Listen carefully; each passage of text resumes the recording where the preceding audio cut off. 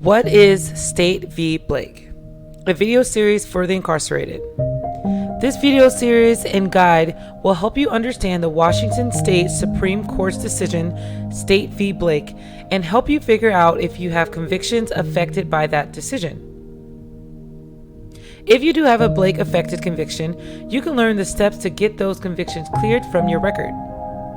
The process is the same for adult and juvenile drug possession convictions.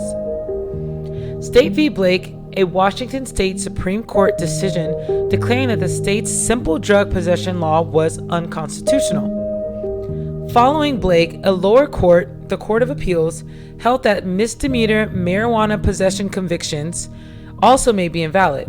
That decision is State v. ALRH. State v. ALRH means that if you were convicted of misdemeanor marijuana possession under a city or county ordinance that copied the unconstitutional state law, that conviction is unconstitutional and void. So, if you were convicted of drug possession on February 25th, 2021 or earlier, you have a right to get that conviction cleared, also known as vacated, and completely removed from your criminal record. And if you paid LFOs on those cases and other costs, you also may get a refund of what you paid.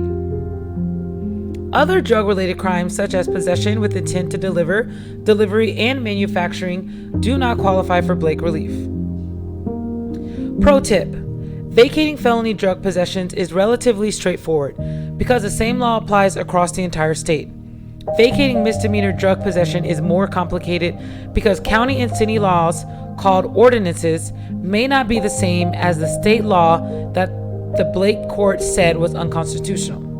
You may be eligible for resentencing in addition to a vacate.